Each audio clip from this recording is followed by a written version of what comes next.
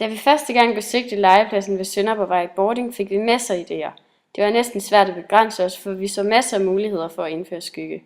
Vi har dog valgt at fokusere på sandkassen, fordi de yngste børn, som har sart hud, ofte opholder sig der. Hudkræft er den hyppigste kræftform i Danmark. Den opstår hos folk i alle aldre. Men børns hud er sart, og derfor er det vigtigt at passe godt på den. Når man har fået en solskoldning, bliver skaden i kroppen for evigt, også selvom den forsvinder på overfladen af huden. Derfor er det vigtigt at huske de 3 solråd. Skygge, solhat, solcreme. Hey, tag det nu, tag det nu. Om du nogensinde havde følt, at den legeplads, den manglede noget skygge? Og det føler jeg, den gør. Ja, og det er noget, du har tænkt over tit? Ja, det har jeg tænkt. Jeg snakkede om dagplejerne. Det kunne være rart, fordi vi er jo tit deroppe med lidt små børn, ikke også? Ja. Eller det er jo mindre børn.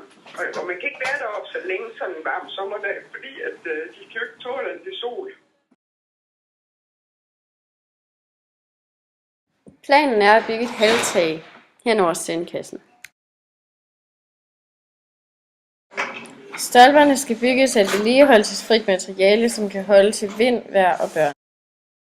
Taget skal laves af gennemsigtige tagplader, hvor solens lys kan trænge ind, men hvor de farlige UV-stråler holdes tilbage. Taget skal også hælde lidt, så regnen ikke overbelaster det. Bagvæggen skal være et holdbart materiale. Vi har også snakket om klatrevæg på bagsiden. For at promovere ideen for folk i lokalområdet, har vi tænkt, at man kunne inddrage børnene i projektet ved at give dem lov til at hjælpe med udsmykningen af det nye halvtag. Man kunne holde en happening, hvor der var masser af maling, pensler og masser af børn. Tanken er at udsmykke bagvæggen med flotte tegninger i selvlysende maling, så det kan bruge solens energi til at lyse flot op om aftenen.